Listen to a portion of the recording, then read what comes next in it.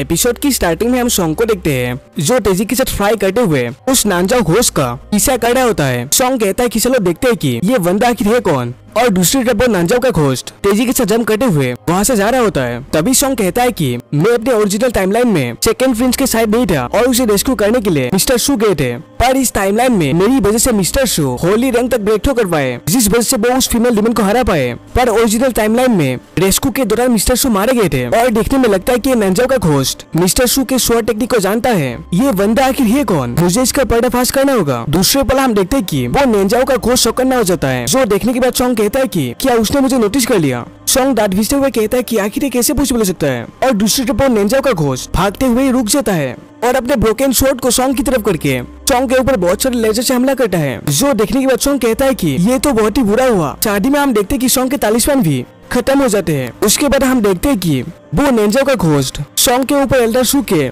Sword technique से हमला कर देता है, जो सीधा जाकर सॉन्ग के ऊपर लगता है। इस अटैक से सॉन्ग बड़ी मुश्किल के साथ बच जाता है। सॉन्ग खौफ के मारे हैरानी के साथ कहता है कि ये तो बहुत ही ज्यादा खतरनाक था, मैं अपने पॉकेट से तालिस्मान निकालने के आदत की वजह से अभी मारा जाता, मैं तो भूल ही गया था कि ये कल्पना की दुनिया है। सॉन्ग को ठीक ठाक देखने के बाद वो नानजाओ का घोस्ट बहुत ही ज्यादा हैरान हो जाता है और वहाँ से भागने लगता है।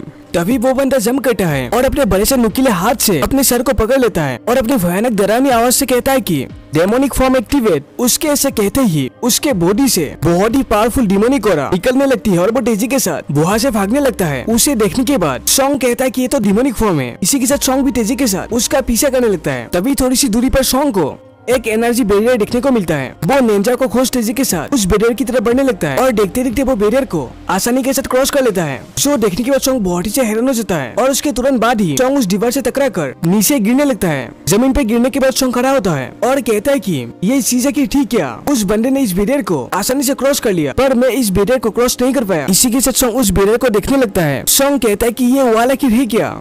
इसी के साथ सॉन्ग उस वाल के चारों तरफ देखने लगता है। सॉन्ग कहता है कि इस वाल का तो कोई अंत ही नहीं है, कहीं ऐसा तो नहीं कि इस वाल का कोई अंत ही नहीं हो, पर ऐसा आखिर हो कैसे सकता है। और उसके तुरंत बाद सॉन्ग अपने स्टार मास्टर सिस्टम को बुलाता है, पर सॉन्ग के बुलाने पर भी सॉन्ग का सिस्टम रिस्पॉन्ड नहीं करता। इसके बाद सॉन्ग को याद आता है कि उसको अब तक स्टार मास्टर सिस्टम नहीं मिला होता, पर ये मेरी सपने की दुनिया है। इसका मतलब मैं अपने हिसाब से स्टार मास्टर सिस्टम को उसके पीक फंक्शंस के साथ यहाँ पर ला सकता हूँ। इसी के साथ सॉन्ग स्माइल के साथ कहता है कि star master system complete version मेरे सामने हाजिर हो।